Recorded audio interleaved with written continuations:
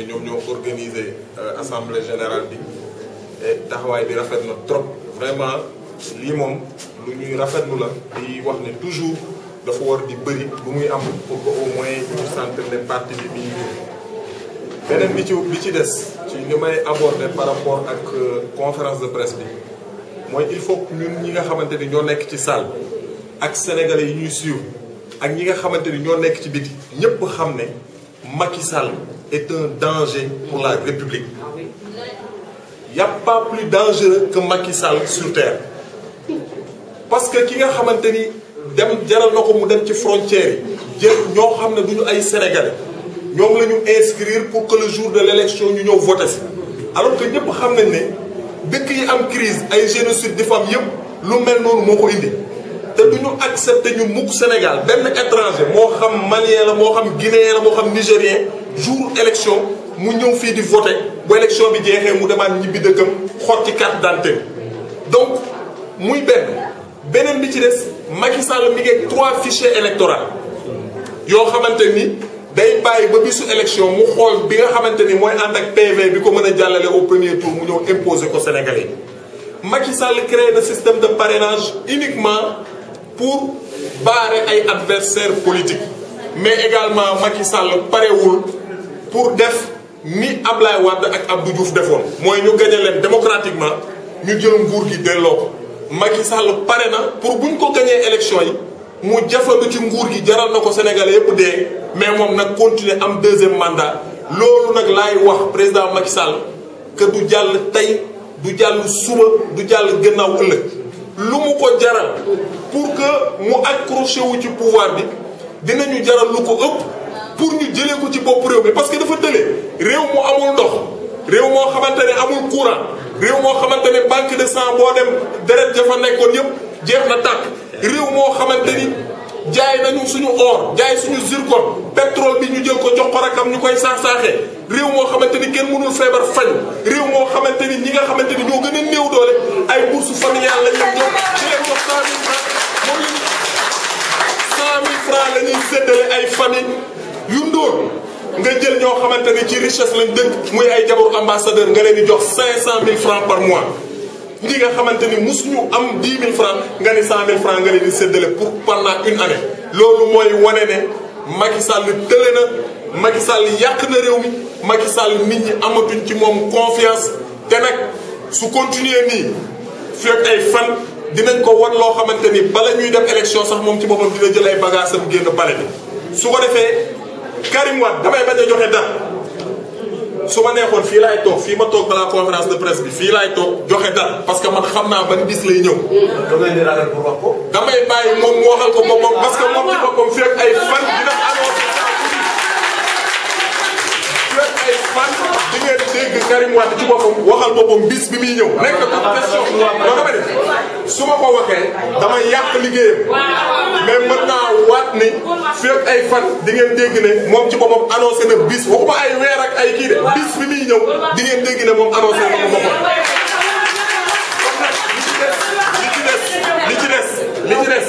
li ci des mooy responsable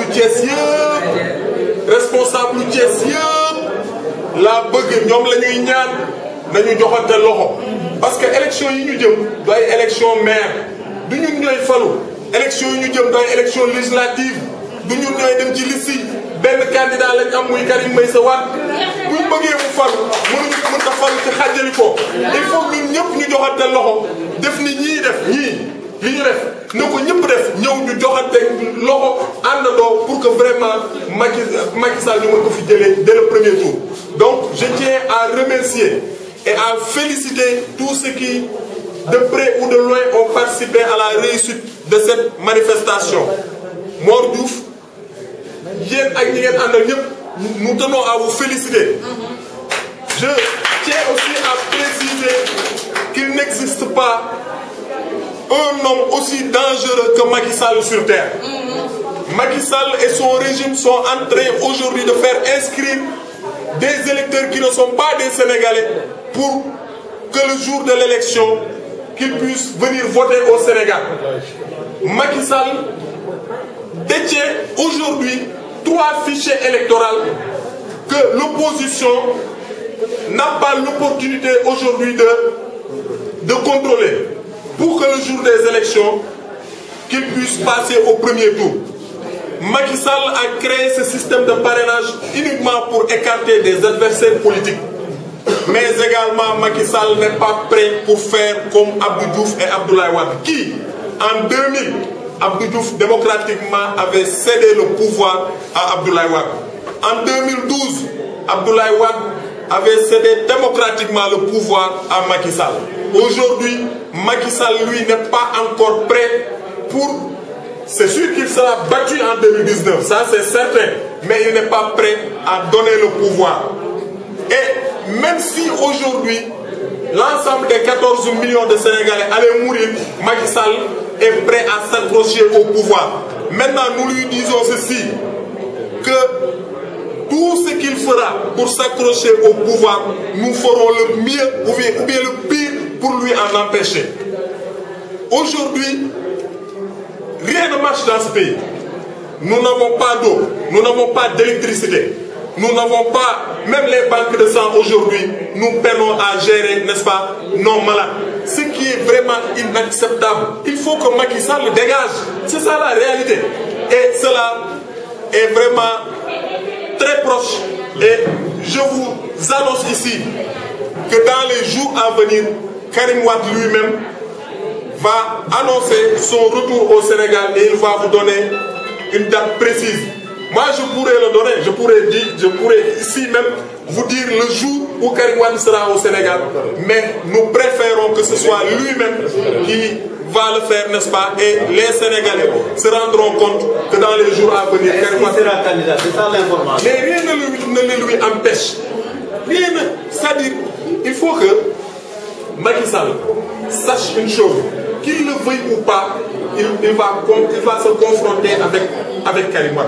C'est vrai qu'il a peur, n'est-ce pas, d'aller aux élections avec Karim Wade. Mais qu'il le veuille ou pas, aujourd'hui, juridiquement, rien n'empêche à Karim Wade d'être candidat. Allons consulter la Constitution à son article 28. Pour être candidat à l'élection présidentielle, être exclusivement de nationalité sénégalaise, savoir âgé de 35 ans, savoir lire et écrire la langue officielle, mais être inscrit sur les listes. Être inscrit sur les listes. Mais Karim Wade s'est déjà inscrit sur la liste électorale. Mais qui est habilité à radier Karim Wade sur les listes? Ce n'est pas ce groupe de malfaiteurs organisé par Macky Sall. Mais quand il s'agit de banditisme d'État, il faut que les gens agissent. C'est ça la réalité. Si Karim Wade doit être radié sur la liste, c'est le juge qui doit l'apprécier et qui doit le radier sur la liste électorale. Sur un plan C. Non, il n'y a pas de plan X, Y. Le plan de A à Z, c'est Karim Wade.